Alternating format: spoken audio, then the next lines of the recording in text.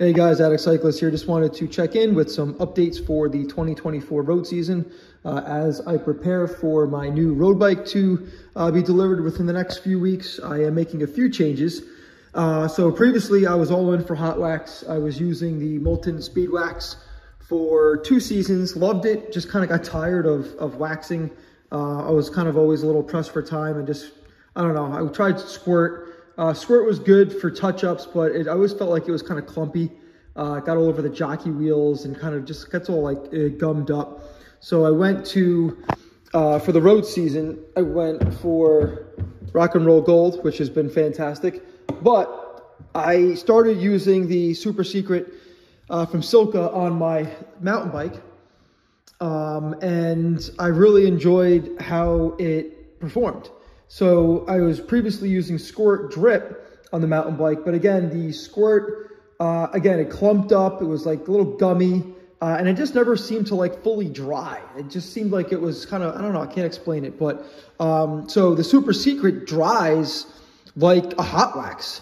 So I said, you know what? Let me continue using the Super Secret on the Scott, the mountain bike, and then let me switch over on the Ostro to the Silca, but I am going to go back to hot waxing on my new bike, which is a aero bike. So I'm kind of going all in here for 2024 with the aero bike, so maximizing aerodynamics, maximizing efficiency. So I will be switching back to a hot wax with a Super Secret drip wax for the in-betweens. Some things to note here with the, hot waxing. So I always recommend, and there is a video I previously had made when you're hot waxing, if you're not cleaning the chain right thoroughly with mineral spirits into a ultrasonic and doing the wash, I highly recommend that before you dip your chain, if you're just going to keep dipping the chain in, because again, wax doesn't seem to hold not as near as much dirt or road grime as a traditional drip lube. But I highly recommend going with a magnet, and before you dip the used chain in, do a couple swirls really slow. Don't mix and stir it up. You will notice that on the bottom of the magnet there will be some filings from the redipping and melting of the original wax and putting it back into the pot. So I will link a video of the description and my original video that showed this process. So I found it pretty unique. And people said in the comments for a while now, oh, maybe you're taking some of the, additives out of the wax. Well, no, because I waxed it right from the get-go. I put the hot wax in and then used a magnet, and nothing was in the wax. Nothing came out, not a speck, no indication of any additives. But then after you do a chain or 2 chains or 3 chains and not going through the complete degrease to put a clean chain in the hot wax, you use one of these magnets and you'll see the significant amount of wear and little metal filings, almost as if you were to take a drain plug right out of a car that has a little metal magnet on the end of the drain plug, and it looks very similar with like those little shavings, very fine dust.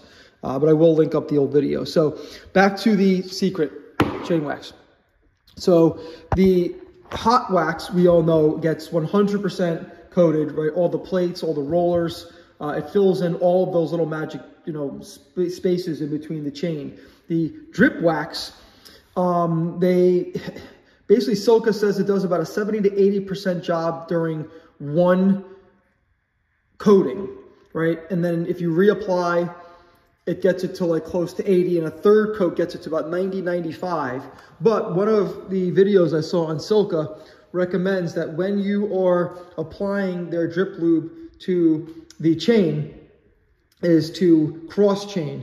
So keep, on a high gear on the back, right? And then on the front, in this case, it's a 1x. And then what that allows is that the chain line is a little bit like kind of taut, and it allows the drip lube to get in to all the crevices a little bit better, as opposed to you keeping it on a perfect chain line, right, on the small cog. So on this bike here, I usually do 2 applications. So I'll usually do 1, let it dry, then I'll take it, I'll put it through a couple pedal strokes to kind of loosen up the coating on it, and then I'll do it again to make sure that this is the best possible,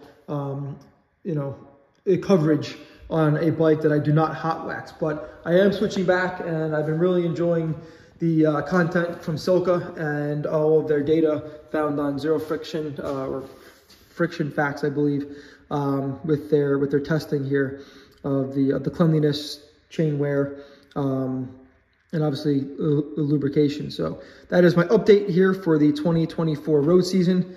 Just making a few tweaks there, but please stay tuned for my tubeless video coming from a guy that's been anti-tubeless for a few seasons now, and also the new bike reveal. So, all right, stay tuned. Thanks.